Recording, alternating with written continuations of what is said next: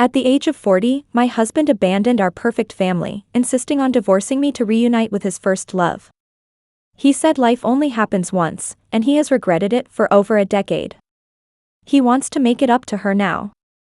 I clenched the report in my hand and ultimately said nothing. He still doesn't know that he has cancer and only has a few days left to live. Chapter 1. In the KTV, Channing cried. All those dreams I didn't give you, I will always feel guilty.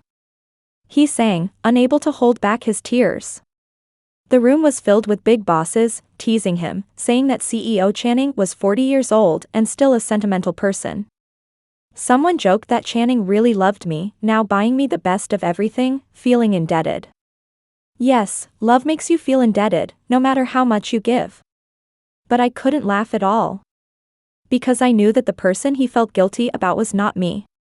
Half a month ago, I met his long-lost first love. Over the years, she got married and divorced, living a difficult life. Now, with her child, she returned to the city, working in a hotel serving tea and water. When she saw Channing and me, she panicked and covered her face. But due to work, she had to come over to refill our water. "Sir, madam, please enjoy." She smiled awkwardly, her weathered face showing fine wrinkles. Her once beautiful face, not cared for, now had many age spots. Channing almost didn't recognize her. "Ramona?" He called out this name with uncertainty. At that moment, he didn't think much, just surprised. Ramona gritted her teeth, as if resigned, and finally smiled and said, "It's me, long time no see." Everything started to change from this moment of eye contact. Channing got lost in her gaze, somewhat stunned. Ramona glanced at me. "Is this your lover? Looking so young, unlike me. You probably wouldn't recognize me now." Channing snapped out of it, holding the teacup, looking uneasy. "No, that's not true. By the way, how did you?" "I got divorced, couldn't stay there, so I came back." She slightly lowered her head, tidying up the cutlery, her profile still charming. Channing was a bit at a loss. She noticed and smiled. "Don't pity me. Actually, I'm quite content. I have a daughter, just the two of us, and life is not bad." "All right, enjoy your meal, if you need anything, please ring the bell." She left gracefully, standing upright like a delicate flower on the verge of wilting, but trying hard to conceal her fragility. Channing looked back for a long time, lost in thought, until he remembered I was still there. "Oh, this is an old classmate, didn't expect to meet here, sigh." His eyes were flustered, but he couldn't help but glance back. I didn't reveal anything. He doesn't know that I know Ramona. Before we got together, I had already dug into his background. But what mattered to me was his capabilities. An old flame that had long ended was irrelevant to me. I never thought that a needle I neglected in my 20s would suddenly prick me in my 40s. Chapter 2. On the way home, Channing was a bit tipsy. The driver helped him into the car, he sat down, gently groaned holding his stomach. "Hurting again? I told you to drink less, but you never listen." He shook his head. "It's not related to that, just an old problem." He didn't want to talk to me much, looked at his phone, no new messages, so he held his stomach, leaned over to the side, and fell asleep. Between us, it felt like an invisible barrier. Since the last time he saw Ramona, he had become like this. I was a bit dissatisfied, but without concrete evidence, it was hard to pursue. So I closed my eyes and pretended to sleep. In a daze, I remembered when I first met Channing. Back then, he was poor but ambitious, working hard at the bottom of the company, like a busy ant, tirelessly dedicated. My father appreciated him, saying he was talented, had a tough character, and could achieve great things. So he promoted him, introduced me to him, and arranged our marriage. Channing didn't disappoint my father's expectations. After moving up to a decision-making role, he made significant contributions to the company's development. People who initially criticized him as a clueless newbie ended up respecting him. He was assertive at work but completely accommodating to me. I taught at the university, located in the outskirts, leaving early and returning late. He picked me up every day, rain or shine. Colleagues said I was lucky to have married such a good husband. Channing, however, said he was the lucky one. Without me and my father, he wouldn't have made it in life. 5 years into our marriage, the global financial crisis hit. My father's company went bankrupt overnight, with debts in the millions. His health was already fragile, and the shock took a toll. He passed away not long after. Channing was busy handling my father's affairs, running around trying to secure financing and projects. It took him several years to slowly pay off the debts. Those days were tough. We mortgaged our house and lived in my grandfather's old house, scraping by. By the roadside, feeling a bit peckish, I ordered some Odin. Channing refused to take even a single bite, claiming he didn't like it. As I ate, he sat beside me playing on his phone. Once I finished, he drank up all the leftover broth. I realized then that he didn't dislike it. He just couldn't bear to see it wasted. Tears welled up in my eyes as I suggested ordering another one, stating that affordability wasn't an issue. He insisted it wasn't tasty, yet forcefully dragged me away. Coming from a humble background, every dime mattered to him. He saved wherever he could, fearing poverty. But despite this, he never stopped me from buying anything, never criticized my spending habits, and always apologized for not giving me a better life. Later, as the company prospered, he became a big shot in the eyes of others, but he never paid any attention to the flattery. With a man like him, what was there to nitpick about? But how could a man like him, who had everything in his 40s, suddenly be enchanted by a middle-aged woman with freckles and age spots all over her face? Sighing, I opened my eyes and glanced at Channing peacefully sleeping beside me, a mix of emotions swirling within me. Chapter 3. After a full day of rain, there were hardly any pedestrians on the streets.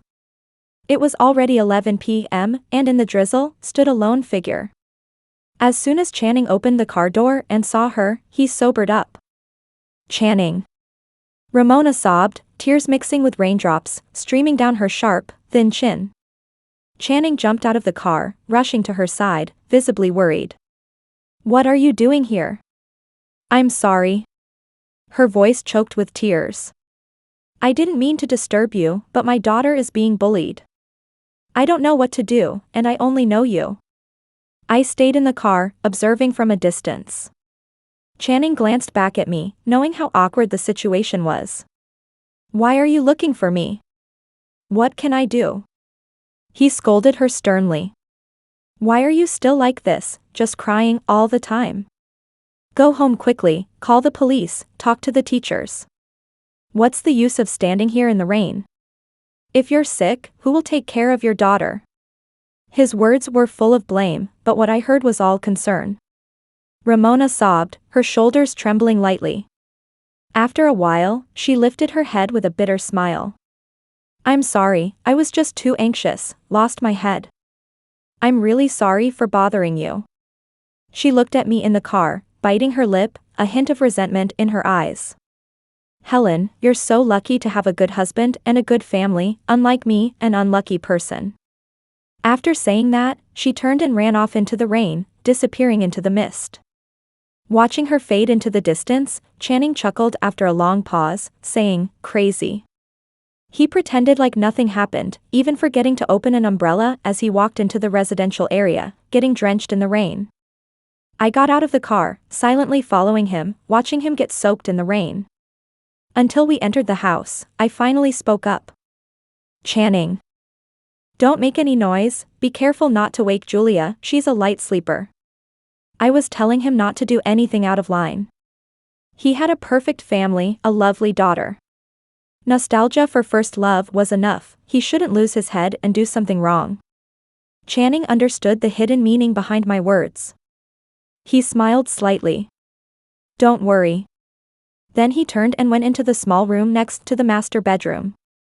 As usual, after drinking, he worried about snoring and disturbing my sleep at night, so he voluntarily went to sleep in the small room.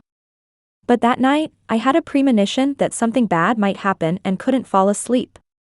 Finally, at 2 in the morning, I heard a faint sound from the next room. A few minutes later, through the window, I saw Channing wrapped in darkness, leaving alone. I couldn't believe he would actually take this step. Despite years of mutual support, it couldn't withstand a few tears from first love. After a while, I made a phone call. "Remember the woman I asked you to investigate last week? Stake out her downstairs, there will be a visitor tonight." Chapter 4. I needed to talk to Channing seriously. Our daughter was in middle school now, at the most sensitive stage of adolescence. She relied heavily on Channing, and I didn't want him to make one mistake after another, causing her harm. At 40, we both had successful careers and reputations to uphold. I didn't want to make a scene with him, it would be too embarrassing. The next day, while our daughter was playing at a classmate's house, I laid out those photos on the table, intending to have a frank conversation with Channing. "You were following me?" He was incredulous. Arms crossed, I leaned back against the sofa, silently watching him. My husband, my daughter's father, going to another woman's house in the middle of the night to be attentive, don't I deserve to know? Channing choked up. After a while, he simply said, "Her daughter was being bullied at school, I just felt sorry for the child and went to check on her, nothing else." Of course, I knew he didn't do anything else. The private investigator had watched all night, and Channing just sat in the living room smoking one cigarette after another. The most out-of-line thing he did was hand Ramona a piece of paper. That was also why I believed Channing still had hope. I raised an eyebrow, coldly saying, "Before you feel sorry for others, think about your own child, Julia. What would happen to her if she lost her father?" "I understand." He took 2 steps, then turned back, angrily grabbing the photos from the coffee table and crumpling them up. "Stop doing this kind of thing in the future," he warned, his eyes filled with disgust as he looked at me. When our daughter returned home that evening, she didn't notice anything unusual. Channing had prepared watermelon slices for her and they played games together. I sat upstairs revising a paper, occasionally hearing Julia's laughter. I would look down at the father-daughter duo from time to time. I thought he had come to his senses, that he would back out in time, and everything would return to normal. But I didn't expect the storm to come. After a while, Channing's phone rang. He glanced at it and ignored it. Then, the ringtone sounded like a series of artillery shells going off one after another. It annoyed Julia. Channing had to reluctantly pick up the phone. He looked at the message, his eyes widening. Julia, unaware of what was happening, asked him, "Daddy, what's wrong?" Gripping the phone, his breath trembling, he ultimately made a decision, quickly picking up his coat from the floor and heading towards the door. "Julia, Daddy needs to go out for a bit." "Is he crazy? Is he out of his mind?" I stood up abruptly, trying to stop him. "Channing." He just glanced up and rushed into the night, never looking back. I knew our family was completely finished. Chapter 5. Julia asked me, "Mom, where did Dad go?" How should I explain this to her? I looked at her innocent face, opening my mouth several times but holding back. "Maybe, he has some work at the office. Don't worry, he'll be back soon." Julia looked outside, worriedly asking, "Nothing bad will happen, right?" "Why would it?" "Go to sleep now, you have to entertain your friends tomorrow." "I want to wait for Dad to come back." "Julia, listen to me." She hesitated for a while, holding onto her hand tightly, before saying, "Okay, if Dad comes back, remember to call me." With a worried look, Julia went upstairs to sleep, closing the door behind her. I smiled at her before she left. My husband had run away, and yet I still managed to smile. I walked to the living room, sat on the sofa, and quietly lit a cigarette. On my phone, the private investigator kept sending me video updates. Channing rushing to the hospital with Ramona's daughter on his back. Helping a limping Ramona into a car. In the hospital corridor, the two of them embracing each other, pouring out their hearts. I couldn't even be bothered to watch. I put out the cigarette, sat there lifelessly, waiting for the dawn. The next day was Julia's birthday, and Channing didn't come back. I couldn't be bothered to call him either. Julia asked me twice why Dad hadn't come back, but eventually stopped asking. During the party, she couldn't muster a smile. By 11 o'clock at night, Julia was already asleep. Channing finally returned. I swirled the red wine in my glass, forcing a smile. "You're back. Busy day?" He hesitated for a moment. At this point, there was nothing much left to explain. "Say what you want," he said. "What do I want?" I found it quite amusing. Unable to contain myself, I smashed the glass on his head. "You're the one who abandoned your own daughter to take care of your ex-lover's daughter. Ask me what I want?" Channing held back, veins bulging. "We've been together since we were 16, we've been in love for 10 years. 10 years, she endured 10 years of hardship with me, never complaining. Look at the life she's living now. If I didn't care for her, would I still be a man? You've already broken up with her. Why do you care how she's doing? I promised to give her a good life." He turned red, voice trembling. "When she shared my struggles, when she slept on the streets with me, I swore in my heart that one day I would give her a good life. And now, I live in a big mansion, successful in both family and career, envied by everyone, but she's there washing dishes, being looked down upon, no one to help when our daughter is bullied. How can I stand by and watch?" He spoke with emotion, but none of it concerned me. "So what? What are you planning to do?" He fell silent for a moment. Then wiped away the blood on his forehead. "I came back today to tell you, I won't be coming home anytime soon." He didn't say divorce, but it pretty much meant the same. I never imagined the power of first love could be so strong. Strong enough to drive a man who had been calm and collected for decades, crazy for her. I had no feelings left for him, leaving or staying, I didn't care. But Julia. I feared she wouldn't be able to handle it. Suddenly, a soft sound of a door opening came from upstairs. Channing and I both looked up. Julia stood at the door, holding her teddy bear, tears streaming down her face. "Julia." I was startled. Channing hesitated, quickly smiling. "Julia, did Mom and Dad disturb you?" Julia didn't say a word. Hastily, he pulled out a small gift box from his pocket. "I'm sorry, Daddy came back late." Julia looked at him coldly, her young face flooded with tears. "You are not my dad, go be someone else's dad." "Julia." Channing rushed over, but Julia locked the door and refused to open it no matter how much he called. Chapter 6. Channing left home that night. No matter how guilty he felt towards Julia, he couldn't resist his first love. I despised Channing, but I still didn't want a divorce. First, I didn't want to let them off so easily. Second, I was worried that leaving would hurt Julia. And third, losing to Ramona, I felt a bit unwilling. So we continued to Cold War. A few days later, I went to the hospital to pick up my checkup report. The familiar doctor stopped me. "Helen."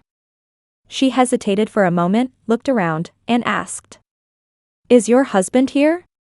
I shook my head. "He didn't come today. Every time before, he would accompany me for checkups. To be honest, I felt a bit embarrassed today." But she unexpectedly breathed a sigh of relief. "That's great, come with me." I was puzzled until we entered her office, and she solemnly handed me a test report.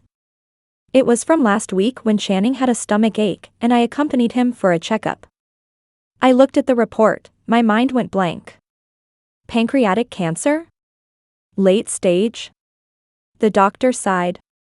"Yes, we were worried about upsetting the patient, so we had to contact you to come over." I looked over the examination results repeatedly.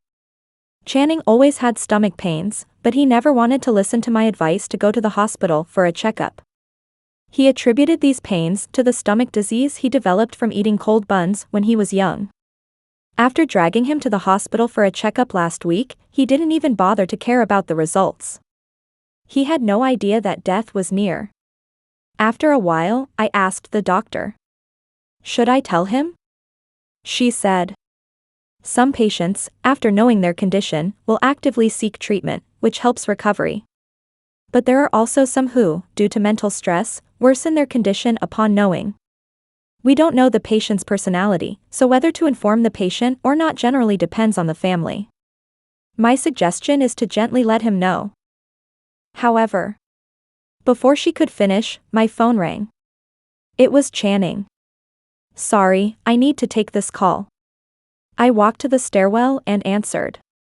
Channing's impatient voice came from the other side. Have you made up your mind? Let's get a divorce soon. I wanted to smoke a cigarette, felt my pocket, then remembered I was in the hospital. I leaned against the wall, rubbed my forehead. Are you really going to see her? I have made up my mind. Channing, you're already 40. Just because I'm 40, Helen, life only happens once.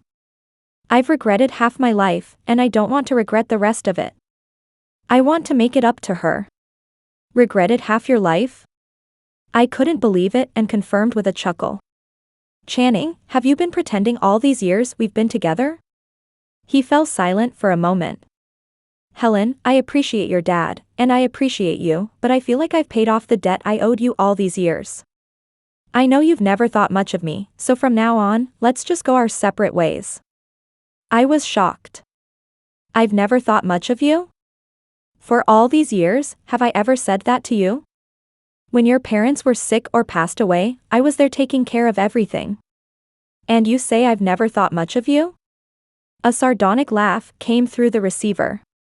You were born a princess, no one could ever think little of you. How could you understand what it feels like to be looked down upon? At that moment, my blood ran cold. Ironic. Back then, he was always in a subservient position, and I was worried about his mental state. I always spoke gently to him, gave him face at every turn, but somehow, I still managed to wound this young master's pride. For all these years, he felt like he was compromising. What about Julia? She still has you. He was willing to give up his own child for his first love. A fire burned fiercely in my heart, and I clenched the report in my hand, almost tearing it apart. I used to think he was quite pitiful. But now. I took a deep breath, released my grip, and spoke again. Divorce is fine, but you leave with nothing. You need to return all the money you spent on Ramona in these past few days to me. Agreed. He actually agreed right away. As long as you're willing to divorce, anything is fine. Too absurd. So absurd that I couldn't help but laugh. Channing, what are you really after? Love.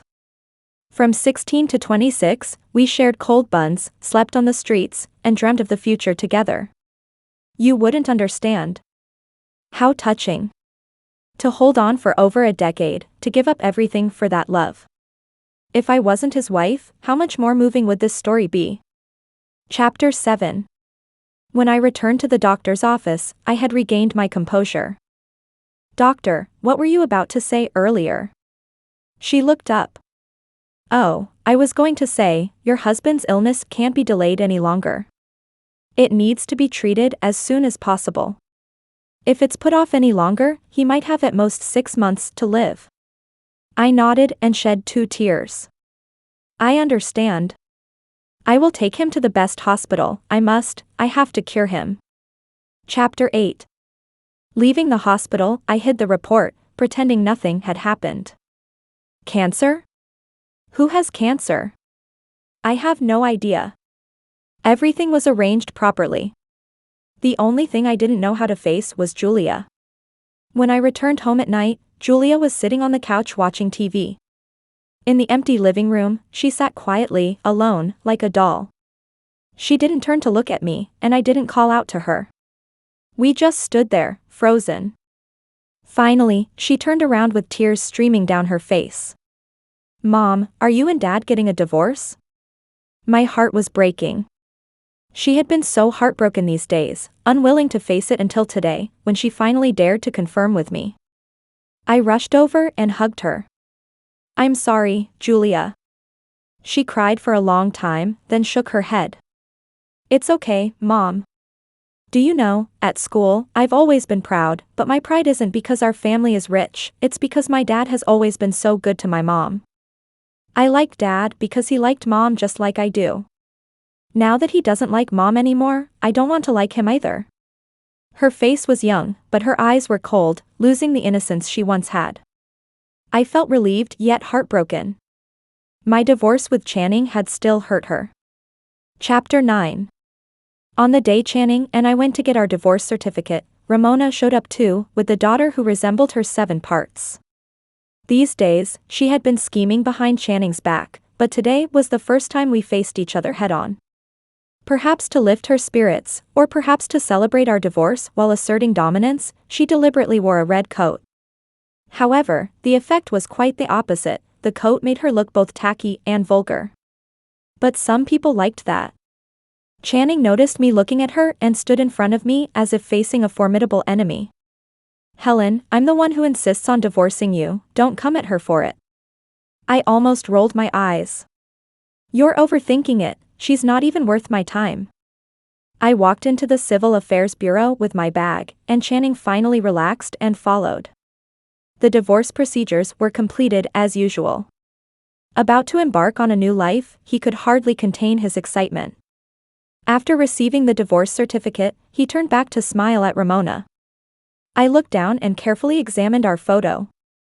For a moment, I recalled how happy we were when we got married.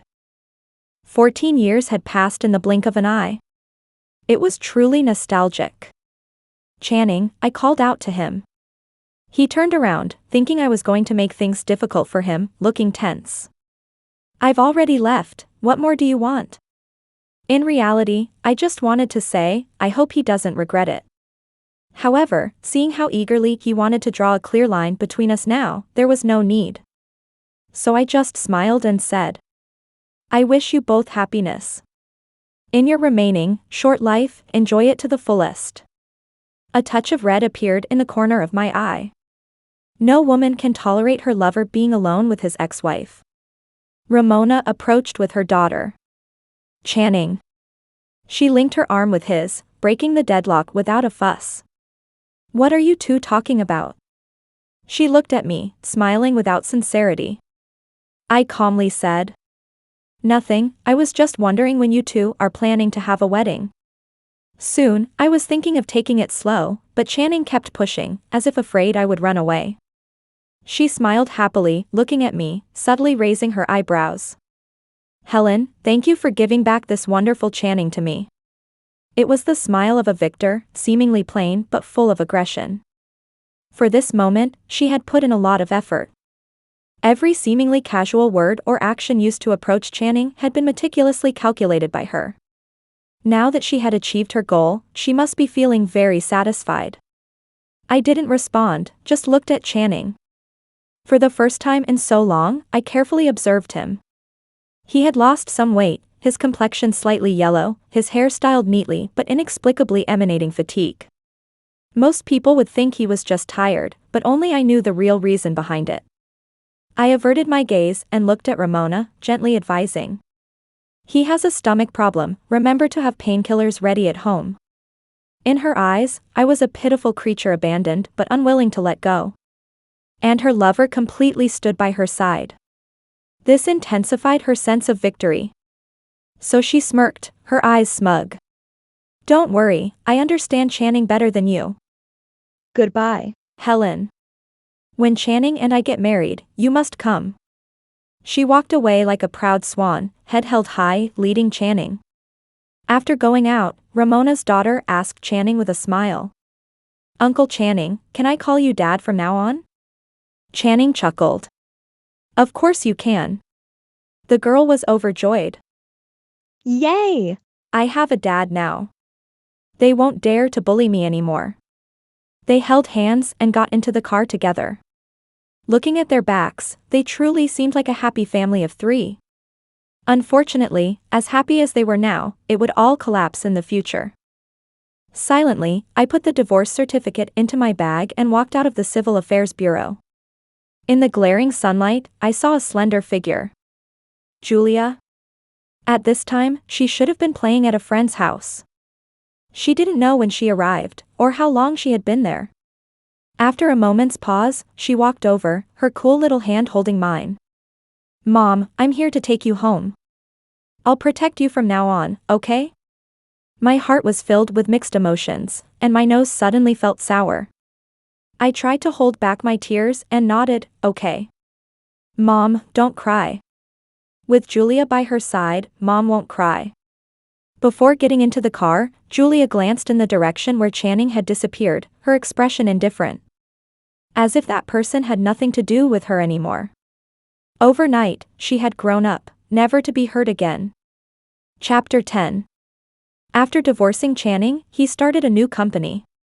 With his abilities, connections, and confidence in making a comeback, that's why he dared to start fresh. Half of the old company's staff were poached by him, along with a significant portion of the business. He took out a loan, and soon the new company was up and running smoothly. Ramona also became the vice president of the new company, although she knew nothing about the business. But who made Channing dote on her? On the day of the ribbon-cutting ceremony, she stood by Channing's side, dressed in professional attire, exuding a successful aura. Channing and I hadn't unfriended each other yet, and she knew I would see Channing's updates on social media, so she posted almost daily, visible only to me. For example, Channing left a small strawberry mark on her neck. For example, only when Channing was with her would he act like a child, a side of him I had never seen. For example, she posted a picture of a positive pregnancy test. I didn't expect Channing to be quite capable. At 40, he could still have a child. Did Channing not know what Ramona did every day? No, he knew very well. But he felt indebted to her for over a decade, so he indulged her no matter what she did. I'm just a part of their play. A month later, I received an invitation to their wedding. Ramona called me personally to share the good news. Channing said after the wedding, we'll go on our honeymoon. He wants to see the snow-capped mountains in Switzerland, the sea in Semporna, and ride a hot air balloon in Turkey.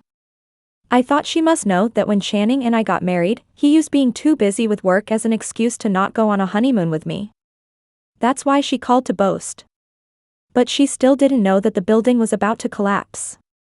I listened quietly and, during a pause, asked her. Do you need a wedding dress?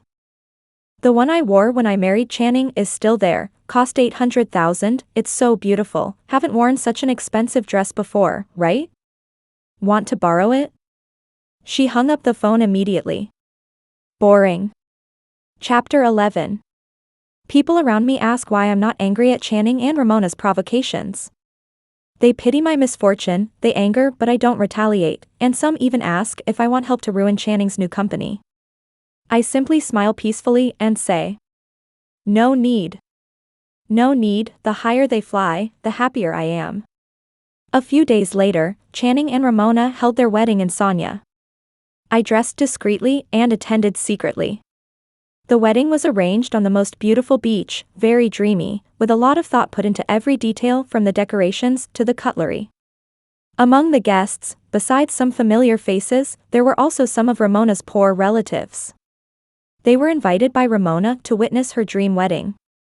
Ramona, dressed in an extravagant wedding gown, held her head high, leading her daughter, waiting to make an entrance at the flower pavilion. As the music played, the ceremony was about to begin. I found a waiter and asked him to do something for me. After receiving a tip, the waiter ran to the backstage area and handed an envelope to Channing where he was waiting. By that time, the host had already taken the stage, and the groom was about to make his entrance. Channing took the envelope, impatiently asking what it was. The waiter just shook his head and walked away. So, he had no choice but to open the envelope and quickly glance through it. Soon, his gaze froze. Uncertain, shaking hands, he flipped through the contents repeatedly. His hands trembled so much that he could barely hold a piece of paper. On stage, the host called Channing's name. But he remained indifferent. After 3 calls, the guests below started to stir, looking towards the direction where the groom should have appeared. Ramona in the flower pavilion also became anxious, peeking out from the door crack. Channing looked up, his face turning pale, scanning the surroundings until he spotted me. I stood at a distance, holding a glass of champagne, smiling, raising my glass to him from afar. Chapter 12. Channing and Ramona's wedding of the century turned into a century farce. He rushed towards me, asking why I was so malicious. I just patted his face, saying, "Instead of finding time to settle scores with me, you better hurry to the hospital for a checkup. Maybe there's still hope."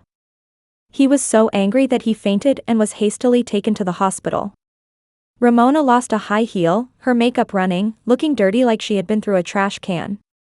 As I got into the car to leave, she clung to the car door, madly smashing the glass with her bare hands. "How could you be so cruel? This is my dream wedding. You've ruined everything for me, I'll kill you." She was like a mad dog, almost uncontrollable. "Instead of going crazy here, you better go check on your husband quickly." I shook my head pitifully and signaled the driver to leave. Ramona, however, screamed from behind. "Helen, just wait, I won't let you off the hook." I gestured for the driver to wait. Then I looked at the helpless crying girl in the distance. "Your daughter is about to enter junior high, right?" I asked. Ramona hesitated, her eyes filled with fear and confusion. "She's very kind, very innocent, you've protected her well." I took out a disgraceful photo from my bag, looked at her, and said with a smile, "Imagine if all her classmates knew that her mother is the homewrecker, the third party. How do you think she'd be treated? Oh my, she might get bullied again, right? Heard she was severely bullied at her previous school." "Helen, she's innocent. She was on the verge of madness." "She's innocent, but who made her your daughter? If you dare to meddle again, wherever your daughter goes, I'll spread these photos, make sure she never lifts her head up again. Believe me, I can say it, and I can do it." Ramona trembled all over, sobbing incoherently. "You're so cruel, are you even human? Cruel? Compared to what you've done to my daughter, I've been quite merciful." I turned away, not looking at her anymore. The driver understood, stepped on the gas, and drove away. In the rearview mirror, Ramona sat slumped in a cloud of dust. Chapter 13. Channing was taken to the nearest hospital that day, and that night, he flew back to H-City to undergo further tests at the best hospital. The results were self-evident. For the past 2 months, in order to give Ramona a good life, he had been working tirelessly day and night, taking painkillers when feeling unwell, neglecting his health, and now, it was already too late. At the wedding, he suddenly found out he had cancer. The mental breakdown triggered a further deterioration of his condition. In just a week, he was already unable to care for himself. The news of Channing's serious illness spread quickly. The new company he had worked so hard to establish was on the verge of collapse overnight. The employees he had poached scattered like birds. A few days later, I took people to his company to move equipment. Upon hearing this, Ramona hurriedly came to stop me. I took out the IOU that Channing had written to me before the divorce. "Don't you know? Before Channing divorced, he promised to repay me all the money spent on you during the marriage. Now that he's almost dead and hasn't paid up, I can only move some equipment to make up for my losses. Besides, you and Channing are not married, his assets have nothing to do with you, you have no right to stop me." She sat on the ground going crazy. "I'm carrying his child, we have a share in all this, I don't agree. You're not allowed to move." But the workers ignored her, and soon all the equipment was moved out. Before leaving, I casually reminded her. "Forgot to mention, the house Channing bought for you was mortgaged when he started the company. If you don't run, get ready to have the loan sharks knocking on your door." Chapter 14.